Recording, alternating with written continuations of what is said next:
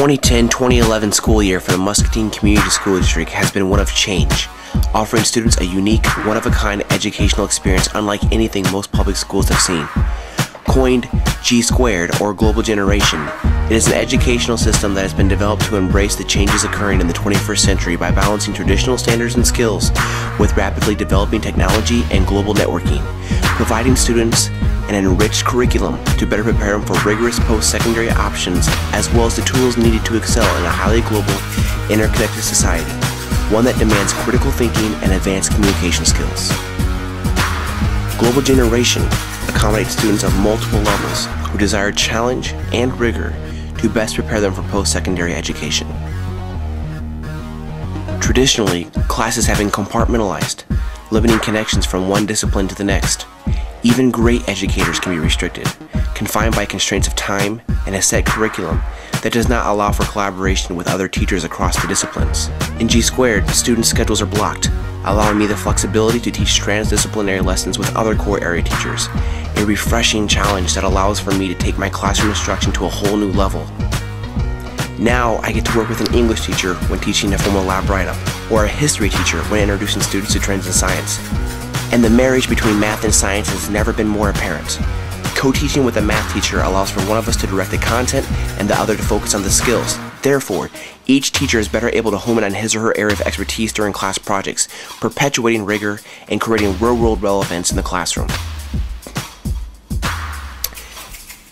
Teaching in a project-based system does not mean that I do not give quizzes, lectures, class notes, or teach traditional labs.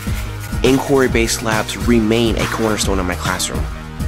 What teaching in a project-based system does mean is that I must take my curriculum beyond the traditional labs and classroom investigations.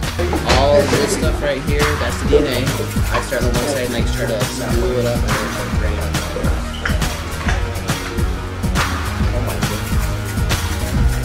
Oh no.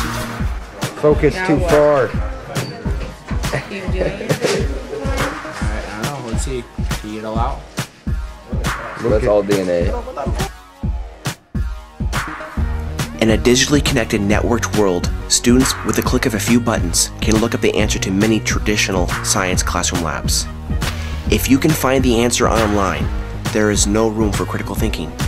Classroom projects designed to ask open-ended questions promote critical thinking and allow the learner to assimilate or accommodate information in a way significant to them. Providing a stage or platform for students to display their work is often one of the most challenging tasks for educators.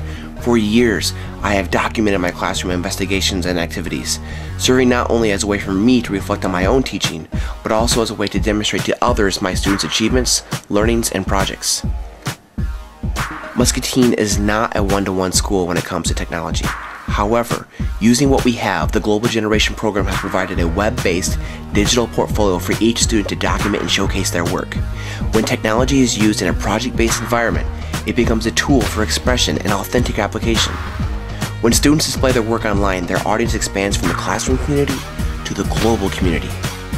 This most recently manifested itself when a New York Times reporter contacted me to interview some of my students regarding blogs that the reporter had come across online, blogs that have been written over Darwin Day events that my students helped to host.